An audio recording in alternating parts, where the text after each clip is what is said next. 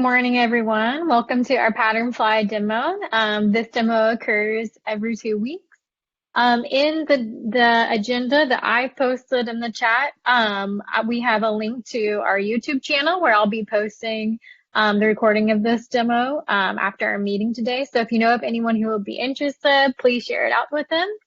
And also we have a link to our forum. So should any questions come up that you want to dig into with our team, we are really active on our forum. So feel free to go over there. It's forum.patternfly.org and post any topics that you would like. All right, so we'll go ahead and get started with design. And we're going to start out with Matt Carano to go over clarified chips and chip groups.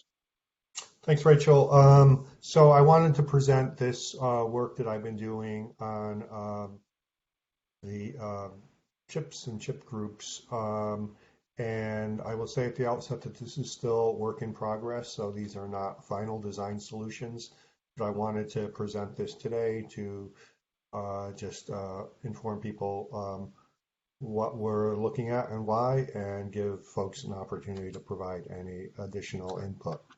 So with that, let me share my screen out, and I will quickly walk through the document I've been working on. So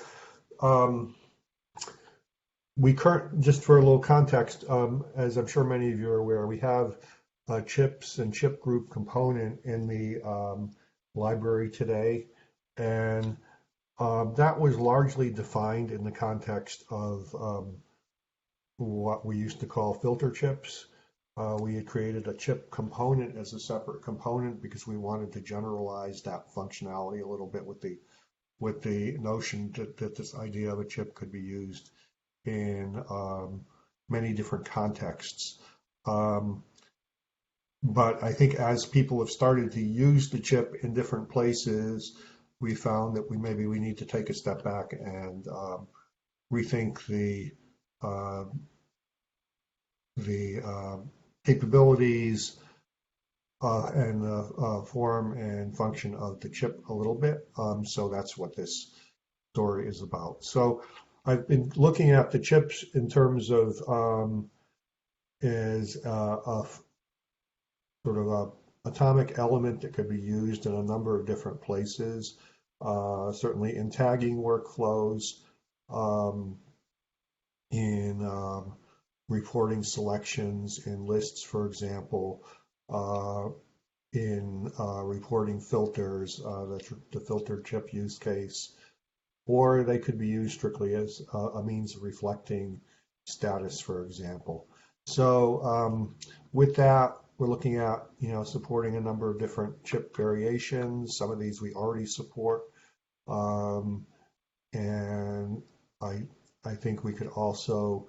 I'm going to propose that we also will can apply color to chips, which may be useful in certain use cases. Again, these are not final designs, so don't focus too much on the visuals right now, as that will need further refinement. And thought a lot about chip groups and what are chip groups, what do we need from chip groups. So I'm proposing that we have 3 chip groups: the simple chip group, which is just an inline horizontal list of chips, and the chip group can be collapsed or expanded using this more or less button at the end of the group. We can also support a chip group with categories.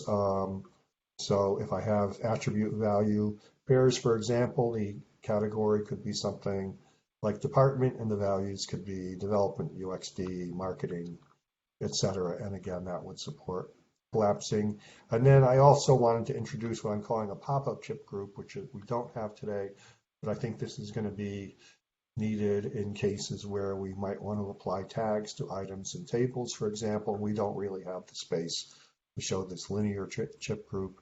We can use something simple like this, where the user can click on the group to pop up details of the content. So again, this is sort of design that's work in progress, so feel free to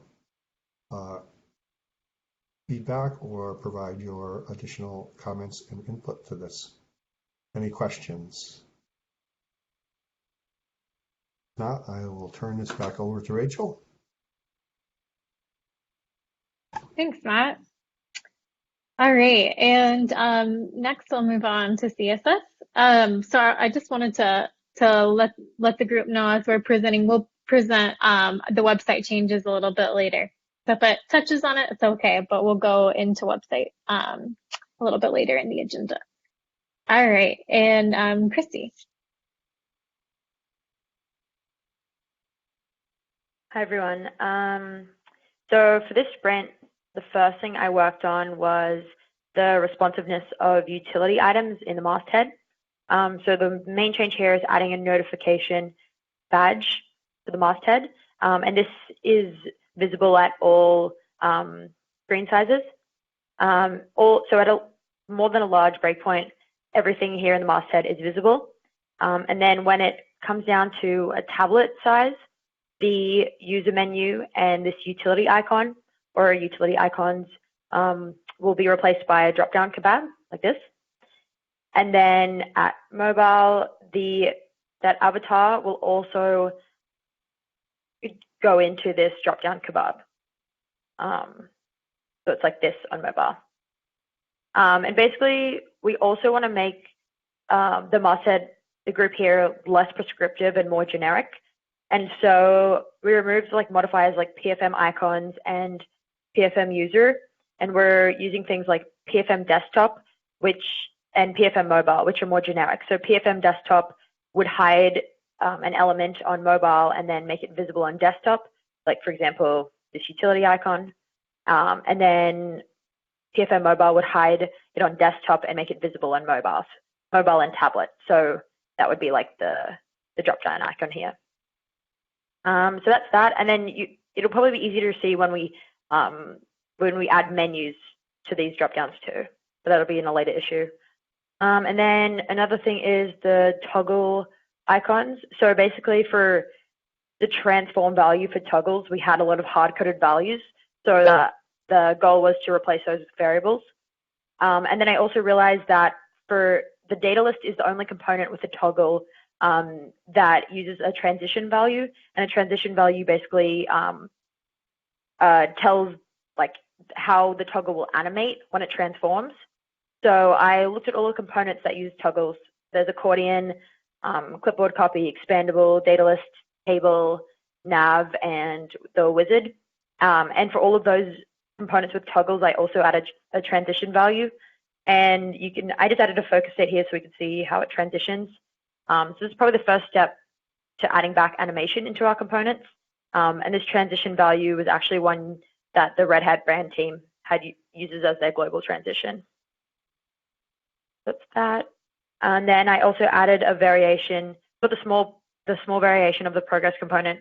I updated the text sizes in there to be 14 pixels rather than 16 pixels. That's the title and then the indicator. And then for the options menu, I just added a disabled variation, and it's the exact same as you can see in the dropdown. And that's all. Great, thanks so much, Christy. And Jenny has several things to share from the React side. Hey, everybody. Okay. So,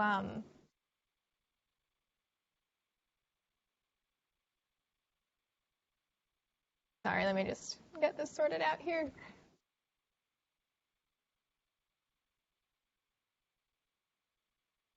Okay, can everyone see that okay? Yes, we can. All right, awesome. So for this sprint, I wrapped up a couple of issues that I was talking about last week. So one of them was accordion, and accordion now has an extra prop for heading level. So it's currently set to H3 as the default. So that was something that I managed to wrap up. Also, I think pagination was what I was working on, and currently the menu now closes on click outside of the dropdown. So that's done as well. learning a lot. So yeah, definitely lots of TypeScript syntax and a bunch of React syntax that I've been learning along the way, and that's been really fun and exciting. So I'm having a great time. Um, what else have I been up to? So the past few days I've been working on adding charts to React integration. So most of them are here now, with the exception of pies, because I'm waiting on a PR from Dan that's going to add some more functionality to the pie charts that I'm going to pull in later and add. But for now, the rest of them are here. You can see like bar charts and donut charts and whatever else is here. I also added some code that brings you to the top of a page when you click on, like, for example, a component way at the bottom. So that wasn't there before, so add some extra usability features there. And then what else? Right now I'm working on writing the Cypress tests for the integration. So never done this before. And I actually have some questions for the developers later today that I'll plan to post in Slack if you guys have any feedback there. But yeah, that's about it for me. Nice. Thanks so much, Jenny. And Don's going to cover Notification Badge.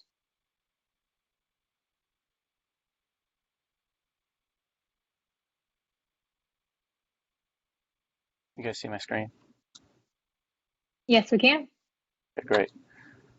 So this sprint, I worked on adding the notification badge. I was already in core, but we had needed to have it added to React. So there's not much to it. It basically implements a button with an icon inside it that's been styled specifically so that it shows up as a notification. When a user clicks on the button, the notification bullet point goes away. If you go and look in here, it's pretty easy to add the code. It works the same way Badge does. You just add your icon that you want inside as a child, and it'll pull it in. Be all set for you. That's it. Questions?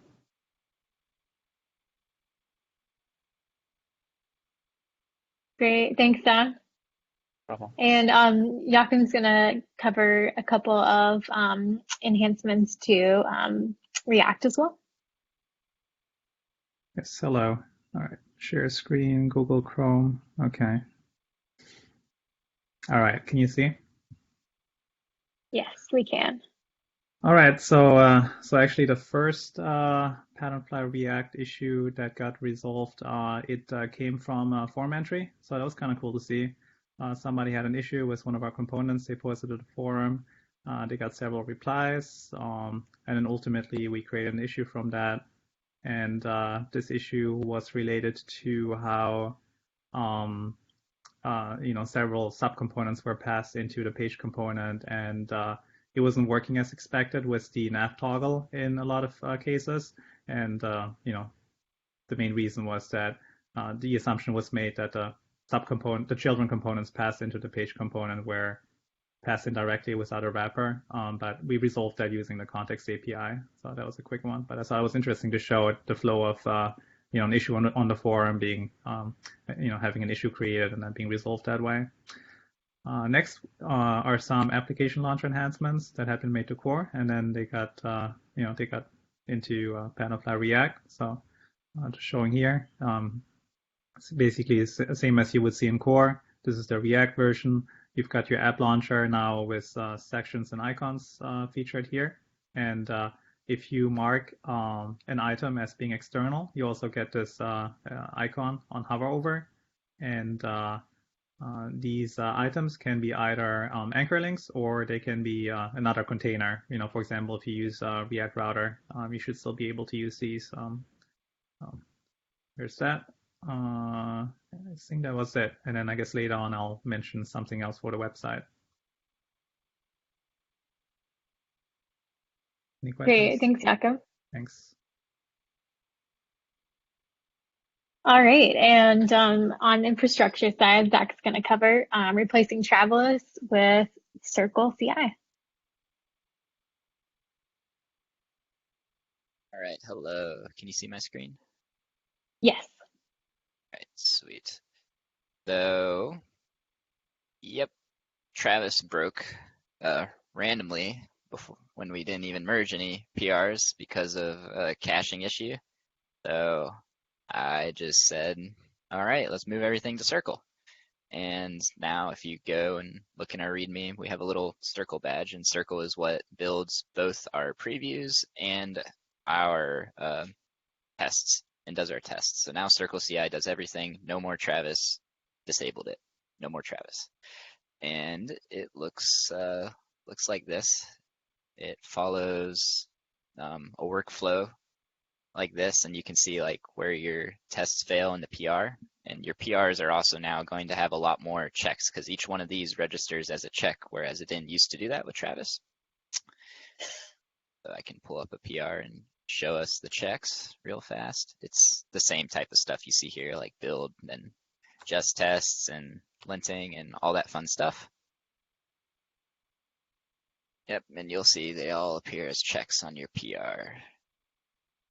You get all these extra checks. And it's also a bit faster. So it took around 8.5 minutes to do all of this for one PR, whereas on Travis, sometimes they were taking up to 15 for PRs. So that's all. No more Travis. Okay, great. Thank you, Zach. All right, and moving on over to our website work. Christy's going to cover a couple of updates to the website. Yeah, the first thing I did was adding these colors for charts. So we used to have the colors for charts on the colors page at the bottom, but they were kind of breaking and we didn't have the same information under them. So we had this image in colors for charts, but so basically I just replaced this image with the code for the colors. And this means that people can actually copy the color code and they can also, and it's easier for us to update. So I'm still working on the responsiveness for these colors in the grid. And then the next thing is fixing our navigation up here. So Matt Carlton had pointed out that we have a really large gap between the nav items here, and it's actually double what we'd recommended in PatternFly because we added this padding. So I just reduced the margins down here so then we don't get that weird gap between the nav. And then I also unset the min height on the nav here, which was causing that strange black line at the top. And then, so now that these are closer, we only get the scroll button for a little bit. And then also at mobile. So it looks a bit cleaner. And that's all. That's awesome. Thanks, Christy. And Joachim's going to cover Shadow DOM. Yeah, let me share again. Okay. All right, so for the website, actually, we use PatternFly for two different reasons. One is to build up the website itself, so like the nav up here and the sidebar and everything, that's using PatternFly React. But of course, being the website, within the documentation itself, we also want to be able to showcase PatternFly React. But unmodified. So unlike the website, which receives additional styling to make it match the design, of course, we don't want to, accidentally add additional styling to the PatternFly components because that would cause confusion for users who are not using it. And of course, if it looks different, then that would be confusing. So, one example of this before, if you were to look at a full page example of like the page demo in core, you would see that on the website it would look something like this, which is wrong.